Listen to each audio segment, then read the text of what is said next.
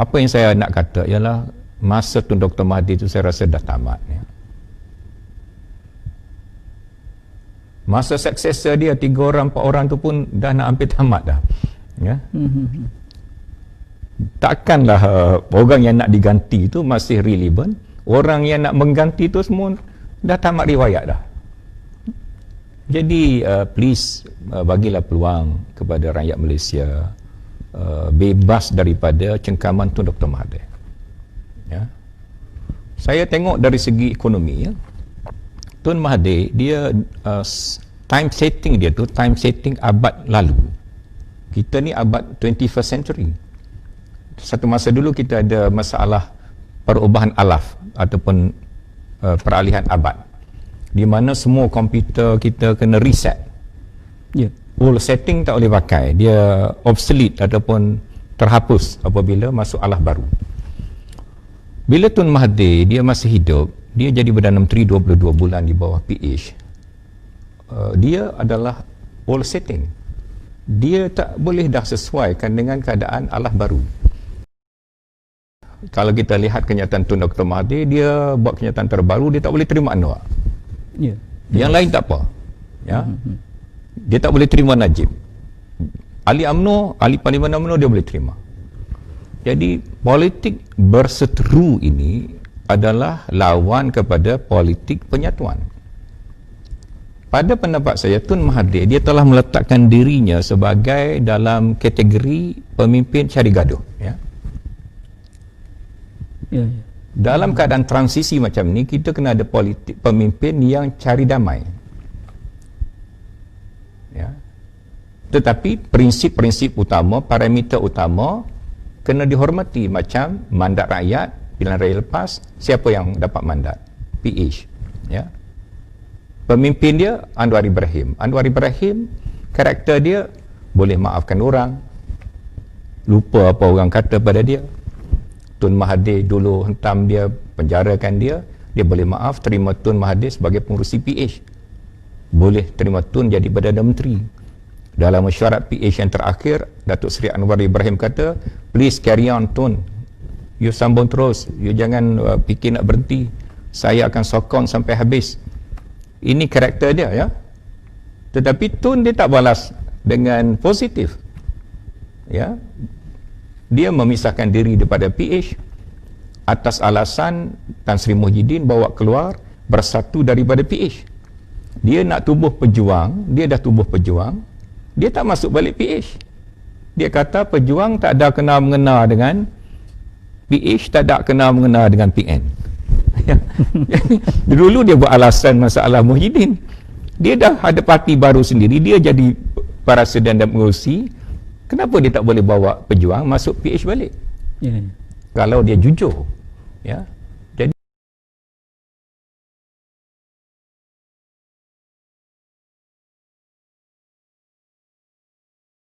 dia panggil perutusan Perdana Menteri, selalu dia sebut, saya ni tak main politik, saya jaga COVID saja. Itu yang dia sebut, tapi hakikatnya Perdana Menteri inilah yang paling kuat berpolitik ya. Sabah tu jadi pilihan raya kerana politik Perdana Menteri untuk ambil alih kerajaan Sabah yang dah dilantik oleh rakyat, yang dah terbentuk dah ada situ. Datuk Seri Syafiq Afdal sebagai Ketua Menteri dah ada dah. Tapi tak cukup lagi dia dapat kerajaan Malaysia, nak ambil juga Sabah ya.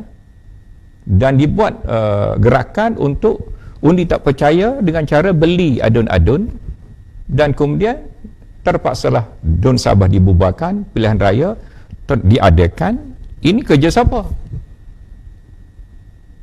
Kerja siapa? Bila masa Tan Sri Muhyiddin menyekat perkara ini daripada berlaku? Tak ada. Dia tolong pergi kempen ada.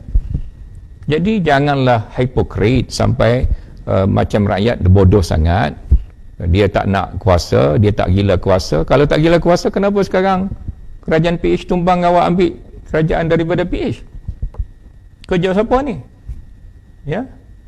Mana semangat permuafakatan yang telah kita jalin? Jadi dia paling berpolitik sekali. Politik ini hanya untuk kuasa. Itu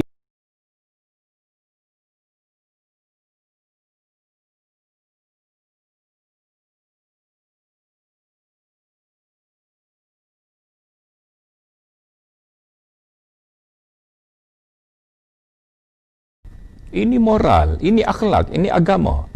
Doa apa kalau kita curi hak orang lain? Macam mana nak terima doa kita? Ya, Perdana Menteri doa, COVID kurang. Tiba-tiba COVID naik. Pasal dia curi hak rakyat Malaysia. Kalau kita curi hak satu orang, itu sudah berdosa. Curi hak rakyat. Rakyat dah beri mandat pada PH. Kamu pergi curi. Ini berapa ribu kali dosa. Jadi keberkatan itu tidak ada. Jadi Tan Sri Muhyiddin, dia kena ingat balik, ayah dia ulama, beri balik hak ini kepada PH. Barulah dia lepas akhirat esok. Kalau tidak, akhirat esok masuk kubur, susah dia. Ya? Ini bukan kata saya, ini kata Al-Quran.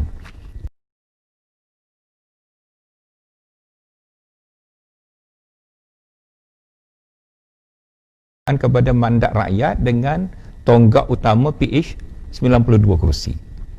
Tun Dr. Mahathir nak datang pun tak ada masalah.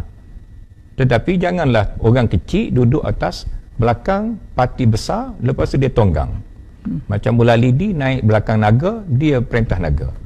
Tak kenalah macam tu. Itu yang jadi tak stabil, ya. Tidak natural, tidak semula jadi, ya. Kalau yang anchor ini, tonggak ini menjadi tonggak yang sebenar, yang lain-lain datang menggenapkan yang tonggak ini, so itu adalah satu asas binaan yang betul dan kuat.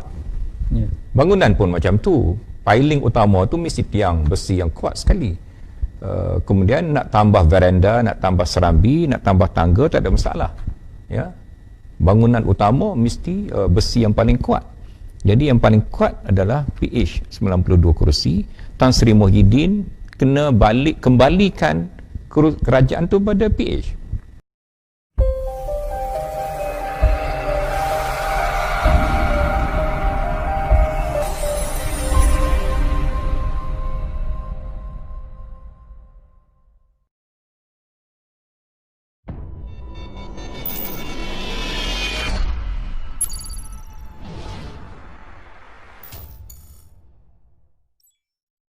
Jangan lupa subscribe, ha. Ingat, ha. Subscribe, ha. Bermula daripada keadaan politik yang tidak stabil, ya. Ketidakstabilan politik ini berlaku apabila Tan Sri Muhyiddin dan rakan-rakannya telah merampas kuasa yang diberikan mandat oleh rakyat kepada Pakatan Harapan dengan majoriti yang sangat tipis, ya. Majoriti yang kecil. Dalam keadaan majoriti yang kecil ini pula, susunan politik negara kita ialah yang kecil menguasai yang besar.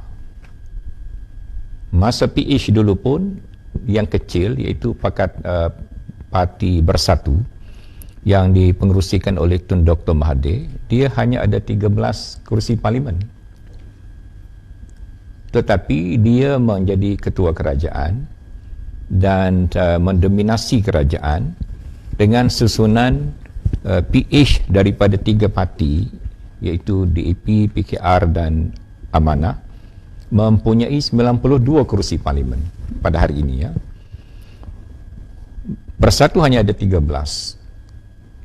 Masa tu okeylah, pasal kita kira sangka baik kepada Tun Dr. Mahathir, persetujuan telah dijalin, persefahaman telah wujud, dan ia adalah satu parti juga dalam koalisi Pakatan Harapan. Tetapi bila Tan Sri Muhyiddin ambil alih, Doktor, hari ini, Pejuang, dia parti yang kecil bilangan anggota parlimen berbanding dengan parti lain macam UMNO. Masalah ketidakstabilan ini wujud kerana parti yang lebih kecil menunggang parti yang lebih besar. Dan kerana itu rasa tidak selesa itu wujud, dan ketidakstabilan politik berlaku, dan kemudian kita tengok ada usaha-usaha untuk membetulkan semula keadaan. Yang pertama oleh Yang Berhormat Datuk Seri Anwar Ibrahim. Prinsipnya adalah memulangkan semula kerajaan kepada parti yang diberi mandat, iaitu PH, ya, yang pada hari ini ada 92 kerusi parlimen. Kalau kita boleh pulangkan balik mandat kepada kerajaan, kepada parti yang diberi mandat oleh rakyat dengan bilangan ahli parlimen sebagai en bloc adalah yang terbesar dalam parlimen. Sebagai en bloc yang terbesar pada hari ini adalah PH, ya. Kalau PH diberi kuasa balik, maknanya PH boleh menjadi tunjang ataupun tonggak ataupun anchor. Bila kita ada anchor yang besar, yang kuat, barulah kestabilan politik boleh wujud. Kalau kita tak ada anchor macam sekarang, maka macam bumi tak ada gunung lah, ya. Masa bumi tak ada gunung ni, dia bergoyang, ya. Dia ke hulu dan ke hilir, ke sana dan ke sini, macam Tan Sri Muhyiddin ada pernah sebut, ya. Dalam konteks ini, Tengku Razali juga ada buat usaha, iaitu membawa usul tidak percaya kepada Tan Sri Muhyiddin dan mencadangkan speaker membincangkan usul tak percaya kepada Tan Sri Muhyiddin. Pada pendapat saya, ini adalah implikasi yang besar. Tengku Razali adalah ahli parlimen UMNO yang telah secara pilihan ahli-ahli parlimen UMNO memberikan kepercayaan kepada Tan Sri Muhyiddin. Dengan itulah Tan Sri Muhyiddin ada 2 majoriti. Bukan banyak, ya, 2 majoriti. Patutlah negara kita tak stabil, ya. Kalau Tan Sri Muhyiddin kata dia tak nak main politik, elok benar dia letak jawatan, beri kepada PH untuk ambil alih semula kerajaan, supaya kita tak payah main politik di mana kestabilan tidak wujud. Bila Tengku Razali kata dia nak bawa usul undi tak percaya ataupun menyokong usul undi tak percaya, bermakna satu dah kurang. Tinggal 2 majoriti, ya. Bila Tengku Razali tarik, dulu ada 114, sekarang ada 113, ya. Dan mungkin Tengku Razali boleh cari 1-2 orang lagi, ya. Kalau Tengku Razali serius, dia kena cari 2-3 orang lagi, membuat kenyataan terbuka, menarik sokongan pada Tan Sri Muhyiddin. Dengan itu kerajaan Tan Sri Muhyiddin pada pendapat saya jatuh atau telah tumbang. Siapa yang nak ambil alih daripada kekosongan itu, ya? Datuk Seri Anwar Ibrahim telah membawa cadangan kepada Duli Yang Maha Mulia yang di-Pertuan Agong. Selepas cadangan ini datang, ada pula cadangan supaya parlimen digantung, baru negara kita stabil. Kalau parlimen tak gantung, negara kita tak stabil. Ada kata bagi Tengku Razali jadi pengurusi ketua kerajaan interim sampai pilihan raya. Pada pendapat saya, kestabilan negara di mata rakyat dan di mata antarabangsa mesti berlaku dalam konteks proses parlimen itu sendiri, ya. Tak boleh keluar daripada proses parlimen, demokratik proses mengikut parlimen, di mana ahli-ahli parlimen bertanggungjawab untuk mencari formula membentuk kerajaan yang stabil. Kalau kita kata pergi interim, kita gantung parlimen, kesan ekonomi negara menjadi lebih teruk, kepercayaan pelabur asing menjadi lebih jatuh, ya. Dan kita tak tahu apa boleh berlaku pada masa kerajaan interim, pada masa parlimen digantung.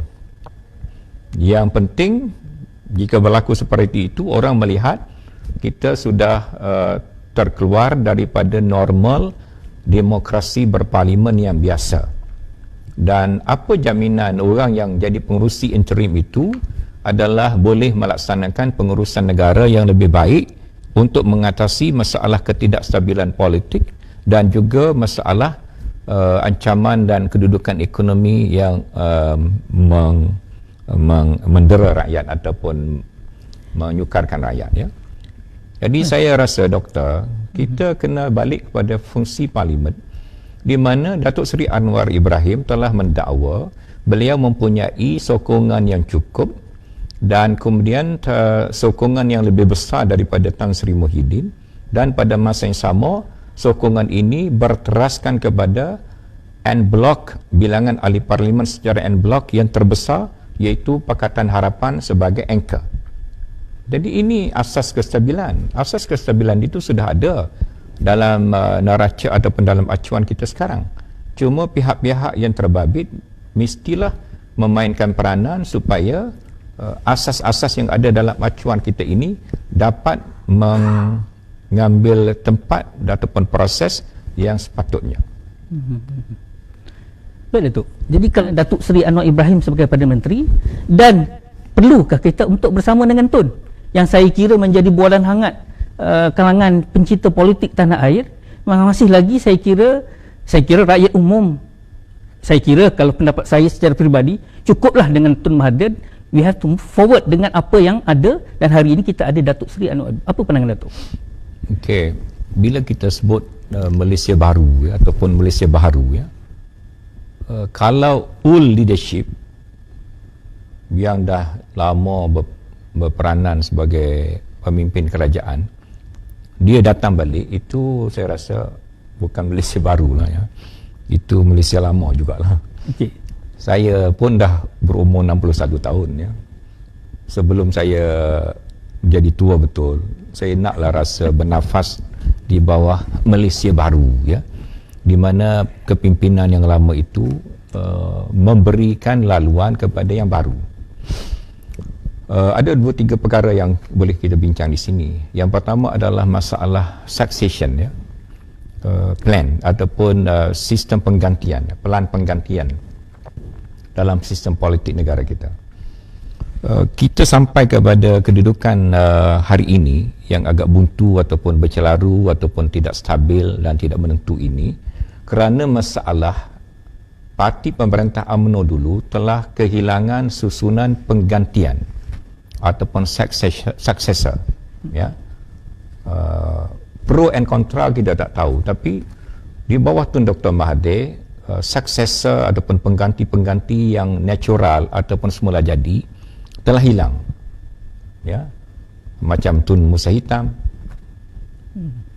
kemudian Tengku Razali Hamzah, kemudian Datuk Seri Anwar Ibrahim. Semua ini dulunya adalah antara susunan pengganti ataupun successor selepas Tun Mahathir yang senior, ikut seniority mereka. Tun Musa hilang, Tengku Razali terkeluar, Datuk Seri Anwar Ibrahim tertendang, Datuk Seri Najib baik, Muhyiddin baik, Zahid Amidi ke baik, ini adalah satu geng dengan Datuk Seri Anwar Ibrahim dulu, di bawah naungan Datuk Seri Anwar Ibrahim. Tetapi penaung itu sendiri sudah kena potong, dan kerana itu ada kekosongan yang jarak yang luas. Lalu naiklah pemimpin-pemimpin yang belum tiba masanya ataupun pemimpin yang tidak belum masak sepenuhnya sebagai pengganti, dan dari situlah kerebutan ataupun keretakan ataupun perpecahan ataupun kelemahan itu berlaku. Jadi kalau kita boleh ulang balik sejarah, apa yang saya nak kata ialah masa Tun Dr. Mahathir itu saya rasa dah tamat. Masa successor dia 3 orang 4 orang tu pun dah nak hampir tamat dah. Takkanlah orang yang nak diganti tu masih relevant, orang yang nak mengganti tu semua dah tamat riwayat dah. Jadi please bagilah peluang kepada rakyat Malaysia bebas daripada cengkaman Tun Dr. Mahathir. Saya tengok dari segi ekonomi, Tun Mahathir dia time setting dia tu time setting abad lalu. Kita ni abad 21st century. Satu masa dulu kita ada masalah perubahan alaf ataupun peralihan abad, di mana semua komputer kita kena reset. Old setting tak boleh pakai, dia obsolete ataupun terhapus apabila masuk alaf baru. Bila Tun Mahathir dia masih hidup, dia jadi Perdana Menteri 22 bulan di bawah PH.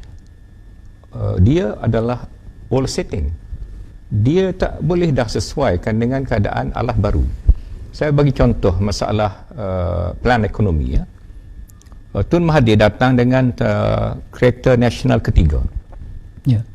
sebagai pelan besar ekonomi untuk Malaysia. Kita sekarang dah ada pada era telekomunikasi, era 5G, era 3D, era biotech, ya. Kalau kita ada kemudahan satelit yang kita beli daripada Rusia misal kata, kita boleh memainkan peranan sebagai world player dalam industri telekomunikasi dengan kos yang lebih murah, orang boleh subscribe dengan lebih baik dan kita boleh jual pada negara lain. Dalam biotech kita ada vaksin sekarang ni tentang vaksin untuk COVID, ya. Selain daripada China, Amerika, negara barat, Rusia pun ada keluar vaksin dia. Kita Malaysia mungkin boleh bekerjasama kerana pakar biotech kita juga ramai, mahir. Bekerjasama dengan Rusia menghasilkan vaksin COVID yang kita boleh pasarkan kepada negara-negara Islam, di mana saya rasa Anwar Ibrahim ada kelebihan ini, ya. Sebagai contoh, saya hanya beri dua contoh bagaimana pelan ekonomi Tun Dr. Mahathir selama 22 bulan adalah setup alaf lama, sedangkan kita dah masuk alaf baru. Jadi nayalah pada rakyat, ya. Tak boleh ke depan lah. Tak ada Malaysia baru lah kita. Bukan kerana Tun Mahathir tak hebat, tapi setting tu, time setting alaf lama. Kita duduk dalam time setting alaf baru. Itu satu contoh. Yang ketiga, bila kita berada dalam keadaan kain kita ni tak cukup, kalau kita angkat tutup kepala, kaki nampak, ya. Tidak ada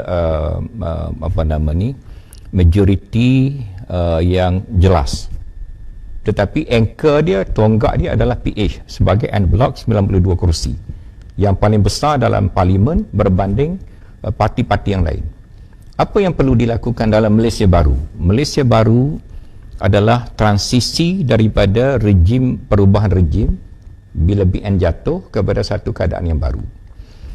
Lazimnya dalam mana-mana negara dalam transition ini, selepas pertukaran rejim ataupun rejim change, yang perlu dilakukan adalah usaha konsolidasi ataupun usaha penyatuan di atas parameter yang tertentu dengan anchor kepimpinan yang memenuhi syarat-syarat, ya. Jadi konsolidasi ini, politik penyatuan ini, lawan dia adalah politik perseteruan, ya, berseteru. Jadi selama-lamanya kalau kita lihat kenyataan Tun Dr. Mahathir, dia buat kenyataan terbaru, dia tak boleh terima Anwar. Yang lain tak apa, ya. Dia tak boleh terima Najib. ahli Parlimen UMNO dia boleh terima. Jadi politik berseteru ini adalah lawan kepada politik penyatuan.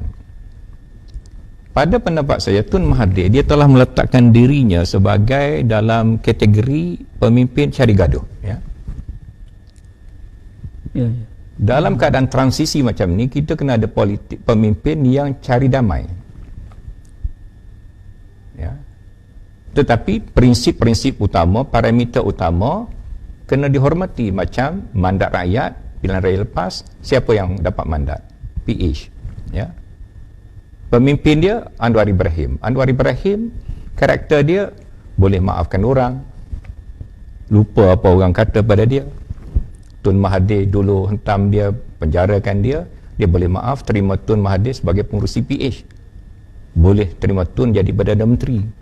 Dalam mesyuarat PH yang terakhir, Datuk Seri Anwar Ibrahim kata, please carry on Tun, you sambung terus, you jangan fikir nak berhenti, saya akan sokong sampai habis. Ini karakter dia, ya. Tetapi Tun dia tak balas dengan positif, ya. Dia memisahkan diri daripada PH atas alasan Tan Sri Muhyiddin bawa keluar bersatu daripada PH. Dia nak tubuh pejuang, dia dah tubuh pejuang, dia tak masuk balik PH. Dia kata pejuang tak ada kena-mengena dengan PH, tak ada kena-mengena dengan PN. Dulu dia buat alasan masalah Muhyiddin. Dia dah ada parti baru sendiri, dia jadi Presiden dan pengurusi. Kenapa dia tak boleh bawa pejuang masuk PH balik? Kalau dia jujur. Ya. Jadi politik permusuhan ini menghalang usaha-usaha ke arah Malaysia baru. Dan konsolidasi ini boleh dilakukan, politik penyatuan ini, dengan cara pihak-pihak yang lain menyokong Pakatan Harapan dengan terma-terma yang mereka persetujui. Baru kestabilan negara boleh wujud. Termasuk Tengku Razali.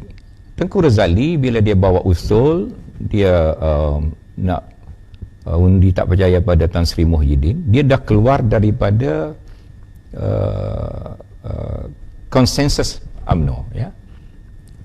Dan tapi kalau dia nak pergi bersendiri, dia nak berpakat dengan Tun Mahathir saja, dia tak nak mesh dengan Anwar Ibrahim dan PH, saya rasa ini satu langkah yang tidak membantu membentuk Malaysia baru, ya. Dia seorang-seorang, macam mana dia nak dapat sokongan? Dan sepatutnya di bawah konsep konsolidasi ini, usaha-usaha dilakukan supaya Tengku Razali boleh berbincang dengan Datuk Seri Anwar Ibrahim, parti-parti UMNO dan lain-lain juga. PAS termasuk PAS. PAS ni saya dah cadang tahun 2019 lagi, ya.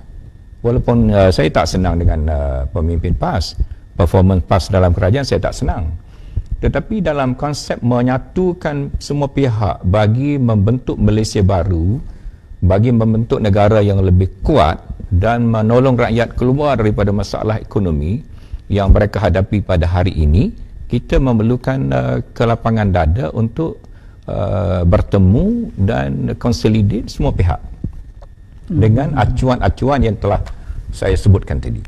Baik, kalau hari ini kita lihat Datuk Seri Anwar kata dia ada majoriti yang kukuh, bermakna mungkin 120 ke atas, dan bagaimana koalisi ini boleh kita bentuk, koalisi baru ini kita boleh bentuk. Kalau dulu kita lihat koalisi bentuk sebelum, tapi ini dia bentuk selepas kita ada MP. Jadi apa pendapat Datuk dalam konteks Malaysia baru hari ini? Okey, Baby Doktor, yang mula-mula adalah masalah ekonomi rakyat, ya. Ya. Apa pun tindakan yang nak diambil oleh mana-mana pihak mesti mengambil kira keperluan utama bagaimana mengatasi kedudukan penderitaan ekonomi oleh rakyat Malaysia. Peluang pekerjaan, kemantapan ekonomi, kemasukan pelabur-pelabur asing, termasuk sekarang ini adalah reallocation, kita panggil penempatan semula industri dan korporat multinasional dunia daripada negara China ke Thailand, ke Indonesia dan ke Singapura.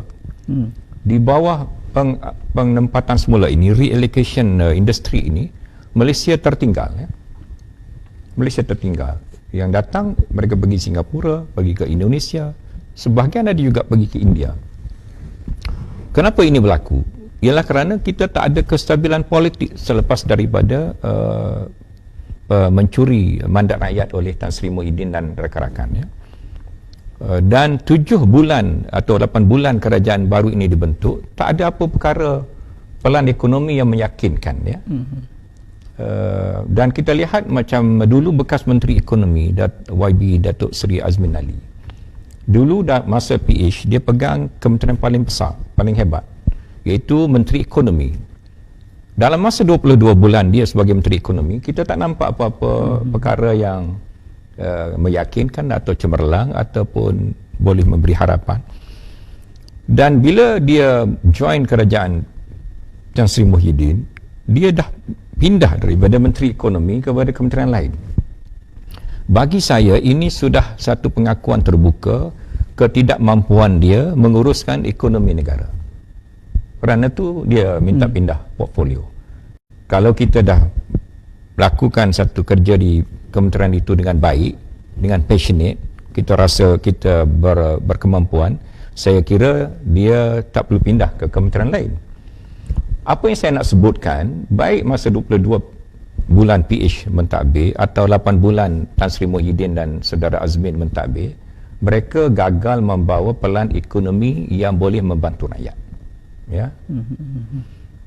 Ditambah dengan masalah ketidakstabilan kedudukan politik. Jadi COVID ini memberi kesan kepada ekonomi, yes. Tetapi kegagalan pengurusan negara menambahkan kesan buruk daripada COVID. Kerana itulah keperluan perubahan kepimpinan balik kepada mandat rakyat dengan pemimpin yang lebih dinamik, yang lebih progresif, yang ada track record untuk membantu rakyat keluar daripada situasi buruk hasil daripada pandemik COVID ini. Ya, bukan kita nak menambahkan masalah, kita nak membantu keluar daripada masalah. Kalau kita kata jangan tukar kerajaan pasal COVID, itu tak betul. Kerana bila pemimpin yang lemah, pengurusan yang letih, yang tak bermaya, COVID lagi menyerang. Masalah kesan COVID lagi parah. Cara kita nak keluar daripada masalah ini, memilih pemimpin dan kerajaan yang lebih stabil, lebih kuat, lebih progresif. Dan perubahan ini masih dibenarkan oleh undang-undang. Dengan syarat kita lakukan dalam proses demokrasi berparlimen, democratic process. Jangan ada usaha mengambil jalan singkat nak keluar daripada democratic process. Ya, nak gantung parlimen, nak buat kerajaan interim. Ini pemikiran-pemikiran yang boleh menambahkan lagi masalah kepada negara. Apa jaminan bila kita ada interim government, kerajaan itu cekap dan boleh mengatasi masalah? Tak boleh. Jadi kita nak balik semula pada parlimen, kita dah gantung parlimen. Jadi nak buat pilihan raya bukan satu pilihan. Kerana masalah COVID ini di Malaysia meningkat satu sebab kerana pilihan raya di Sabah. Kalau pilihan raya di Sabah pun COVID sudah naik sampai nak hampir 1,000 satu hari. Kalau buat pilihan raya seluruh Malaysia, saya tak boleh nampak, saya tak boleh bayangkan ya macam mana wabak ini akan meningkat. Jadi pemikiran ada pilihan raya untuk mengatasi COVID adalah satu perkara yang tak masuk akal. Jadi kita masih ada parlimen, kita ada pemimpin-pemimpin yang boleh berfikir dan berbincang. Kita ada anchor number dalam parlimen. Jadi proses demokrasi dalam parlimen ini kena diteruskan, dan bila lebih cepat kerajaan ini dapat ditukar dan dibentuk baru dengan konsolidasi kuasa dengan parti-parti dan pihak-pihak yang ada dalam parlimen dalam negara kita, saya kira kita lebih cepat mengatasi masalah penderitaan ekonomi rakyat berbanding dengan apa keadaan yang kita ada pada hari ini. Bila kita bincang tentang konsolidasi, bagaimana proses ini boleh berlaku? Sebab macam kita bincang tadi, ianya pasti perlu berlaku merentas parti, merentas gabungan. Tapi dalam keadaan sebelah sini kononnya ditohmah sebagai bermasalah, tapi di sini sekarang di sebelah sana juga jelas bermasalah. Jadi bagaimana konsolidasi penyatuan ini boleh berlaku? Dan dalam keadaan lain juga kita perlu sedar bahawa wujudnya usaha bukan konsolidasi yang diusahakan, tetapi perseteruan pula yang diusahakan. Jadi bagaimana pandangan Datuk? Ya, Wabi Doktor, saya teringat satu konsep dalam budaya Jepun ya, dipanggil kintsugi. Sebutan saya ini betul ke tidak saya tak tahulah, saya tak berapa faham bahasa Jepun ya. Cuma saya terbaca satu konsep di Jepun dipanggil kintsugi. K-I-N-T-S-U-G-I. Kintsugi ini adalah konsep ataupun pemikiran Jepun di mana kalau barang berharga itu pecah, macam tembikar yang mahal, kita bila pecah tu kita tak mesti kita buang terus barang tu, pasal dia berharga ya. Barang tu dikumpulkan balik, pecahan-pecahan tembikar itu, dan dicantumkan dengan teliti menggunakan cantuman emas. Bila siap cantuman itu, orang tengok dia jadi lagi berharga kerana ada jalur emas yang mencantumkan kepingan-kepingan tembikar yang pecah tadi.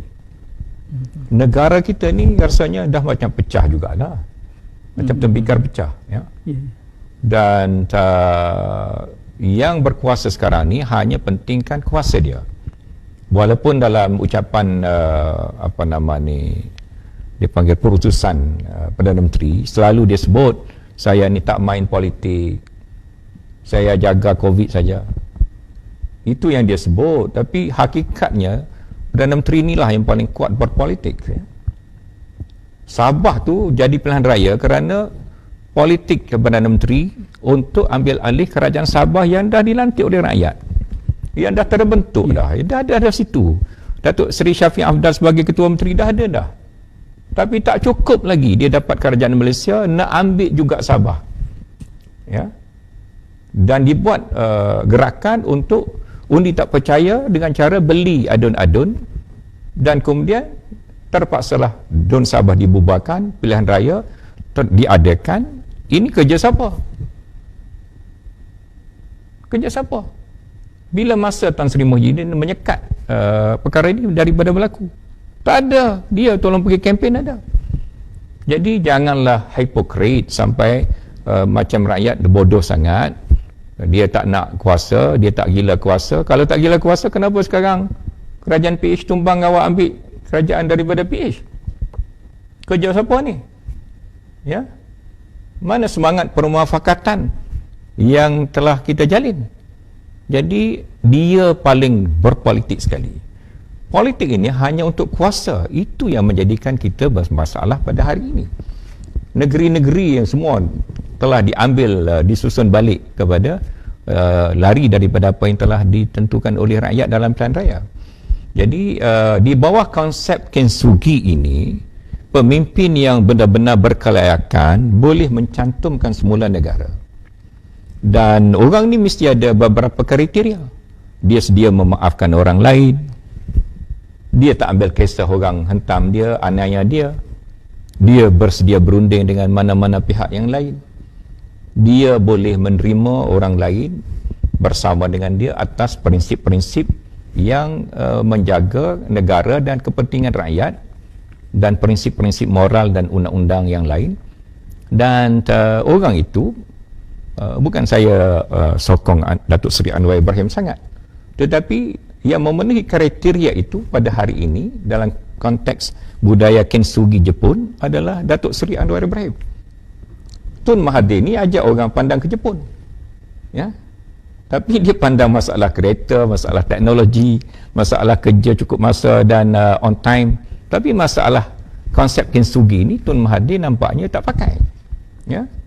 Jadi di bawah konsep penyatuan Kintsugi ini yang ditampal pecahan-pecahan tadi dengan tampalan emas, yang kita nak tampal parti-parti politik, pemimpin-pemimpin dalam negara kita ni, bukan kita kena beli emas, tetapi kalau mereka berlapang dada boleh bekerjasama untuk consolidate berasaskan prinsip-prinsip demokrasi, di mana Pakatan Harapan adalah anchor yang utama dan pemimpin yang baru yang boleh diterima oleh semua, maka kesediaan mereka itu nilaiannya adalah emas, ya. Itulah yang menampal sebagai tampalan emas. Siapa sekarang ni nak mengorbankan diri dia menjadi tampalan emas bagi kepentingan rakyat Malaysia, mengatasi kepentingan diri sendiri, gila kuasa, dan hanya nak berkuasa kerana nafsu dan bukan kerana kepentingan rakyat. Siapa dia? Jadi kalau kita besarkan konsep ini, saya kira pihak-pihak tadi akan kurang allergic satu sama lain. Kalau tidak, kita akan orang panggil bercempera ataupun bertaburan macam sekarang. Sedangkan masa akan berlalu, rakyat lebih menderita, budak-budak muda yang baru nak berumah tangga, nak cari kerja, lagi kecewa, lagi orang panggil desperate, lagi kehilangan arah.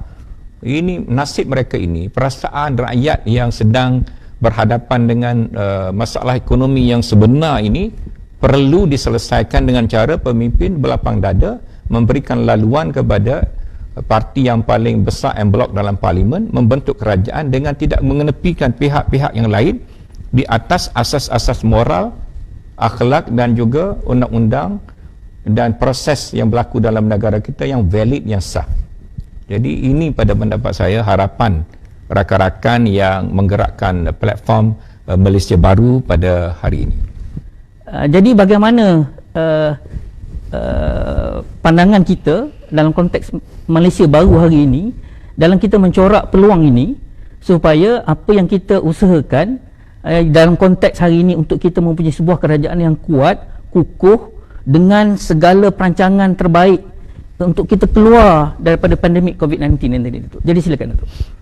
Konsep Datuk Seri Anwar Ibrahim dan konsep PH termasuk amanah dan PKR dan DEP jugalah ya. Ya. Kita tak boleh nafikanlah Abang Mat pun berperanan dalam PH ni, dan saya yakin beliau bersama dengan konsensus PH. Ya, PH kena intact, dia tak boleh berpecah. PH sebagai en blok 92 kerusi kena duduk sebagai satu blok. Dia juga tak boleh bagi amanah 11 kerusi, DEP 42 kerusi, tak boleh ya. DEP, amanah dan PH kena sebagai satu blok untuk menyelamatkan negara ni. Kita dah ada 92 blok ini, blok yang terbesar ya. Dan konsep Datuk Seri Anwar Ibrahim adalah akomodatif. Dalam PC yang pertama dia beri bayangan Tan Sri Muhyiddin pun boleh kerjasama dengan dia. Ya, bukan dia nak mengenepikan Tan Sri Muhyiddin, tetapi konsep asasnya adalah mengembalikan kerajaan kepada mandat rakyat dengan tonggak utama PH 92 kerusi. Tun Dr. Mahathir nak datang pun tak ada masalah, tetapi janganlah orang kecil duduk atas belakang parti besar lepas tu dia tonggang. Macam Mulalidi naik belakang naga, dia perintah naga. Tak kenalah macam tu. Ya. Itu yang jadi tak stabil ya, tidak natural, tidak semula jadi ya. Kalau yang anchor ini, tonggak ini menjadi tonggak yang sebenar, yang lain-lain datang menggenapkan yang tonggak ini, so itu adalah satu asas binaan yang betul dan kuat. Ya. Bangunan pun macam tu. Piling utama tu mesti tiang besi yang kuat sekali. Kemudian nak tambah veranda, nak tambah serambi, nak tambah tangga, tak ada masalah ya. Bangunan utama mesti besi yang paling kuat. Jadi yang paling kuat adalah PH 92 kerusi. Tan Sri Muhyiddin kena kembalikan kerajaan tu pada PH. Ini moral, ini akhlak, ini agama.